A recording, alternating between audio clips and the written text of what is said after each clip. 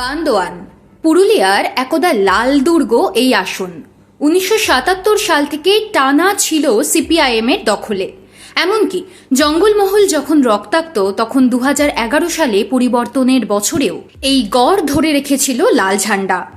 তাল কাটে ২০১৬ সালে। সেই থেকে ১০ বছর বান্দোয়ানের বিধায়ক তৃণমূল কংগ্রেসের রাজীব লোচন সোরেন। এবার সেই রাজীব লোচনের বিপক্ষে এমন একজনকে প্রার্থী করেছে আলিমুদ্দিন, সিপিআইএম বলতে যে সনাতনী ছবিটা ভেসে ওঠে তারই প্রতিনিধি তিনি। অনাড়ম্বর জীবনে মতাদর্শের লড়াই কমিউনিস্ট পার্টিতে বিরল নয়, তবে এই দুর্দিনে প্রতিকুর রহমানরা যখন উল্টো পথের শরিক হন তখন মাত্র ৫,০০০ টাকার দলীয় ভাতায় দিন যাপন করা রথু সিং সর্দাররা এইটুকু আশা অন্তত যোগান সমস্ত আলো এখনো নিভে যায়নি।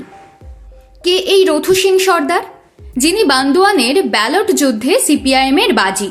বান্দোয়ান ব্লকের কুমড়া অঞ্চলের সারগা গ্রামে জন্ম, সেখান থেকেই বেড়ে ওঠা। কংগ্রেস আমলে পুলিশ ও বন দপ্তরের জুলুম সামলেছেন, সেই থেকেই তিনি প্রতিবাদী। মাত্র ১৪ বছর বয়সে বাবার সঙ্গে মজুরি বৃদ্ধি। কিষাণ আন্দোলনে গিয়ে পুলিশি খাতায় চুরির তকমা পান। যদিও নাবালক হওয়ায় সেই মামলা থেকে আদালত বেকসুর খালাস করে তাঁকে। নবম শ্রেণীতে পড়ার সময় রাজনীতির গণ্ডিতে পা, পরে ধাপে ধাপে উত্তরণ। দলীয় সূত্রে খবর, কংগ্রেসের অত্যাচার থেকে বাঁচতে ১৯৭৭ সালে রাজনীতিতে যোগ। ১৯৮৪ সালে পার্টির সদস্য। প্রথমে শাখা কমিটি, শাখা সম্পাদক, তারপর লোকাল কমিটির সদস্য থেকে সম্পাদক, সেখান থেকে জোনের সদস্য হয়ে সম্পাদক। পার্টির প্রতি তার ত্যাগ নিষ্ঠা দেখে তাকে জেলা কমিটিতে স্থান দেয় দল। গত ২.৫ বছর ধরে জেলা সম্পাদক মণ্ডলীর সদস্য, পাশাপাশি ওই বিধানসভায় তিনি আহ্বায়কও। বর্তমানে পার্টির সর্বসময়ের কর্মী। দলের দেওয়া মাসিক ৫,৫০০ টাকা মাসোহারাতে চলে জীবন।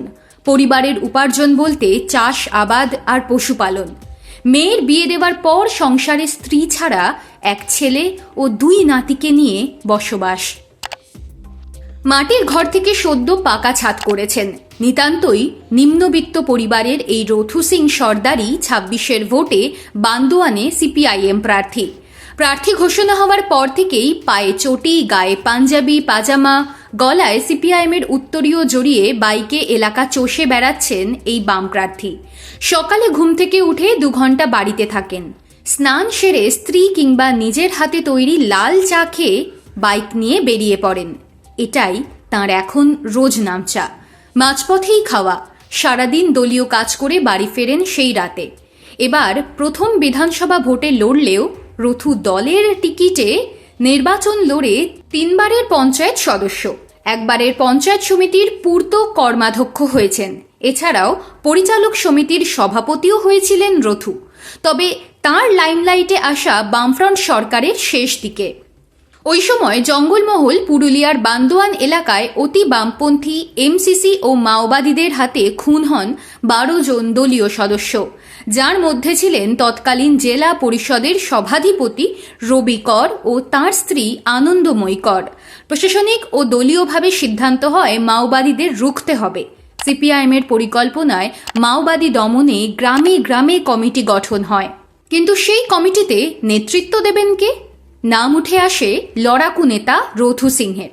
শুরু হয় গ্রাম রক্ষা ও রাত পাহারার কাজ, যার ফলে ওই এলাকায় মাওবাদীরা চাপে পড়ে যায়। তবে টার্গেট হয়ে পড়েন রথু। ২০০৮ সালে একদিন বান্দোয়ান থেকে দলীয় কাজ সেরে মোটর বাইক নিয়ে বাড়ি ফেরার পথে শঙ্কর ডুংরির কাছে তাঁকে লক্ষ্য করে মাওবাদীরা গুলি চালায়। লক্ষ্যভ্রষ্ট হওয়ায় বরাত জোরে বেঁচে যান। তবে লড়াই থামেনি। সেই রথুই বান্দোয়ানে সিপিআইএমের ভোটে জেতার স্বপ্ন। লড়াকু রথু নিজেও দলের ভরসার দাম দিতে চান। জীবনের প্রথম বিধানসভা নির্বাচন হলে কি হবে, চেষ্টার কোনো ত্রুটি রাখছেন না তিনি। আত্মবিশ্বাসী রথু বলছেনও, জীবনে বহু লড়াই করেছি, তবে সব জায়গাতেই জয় হয়েছে। এবার ভোটেও জিতব।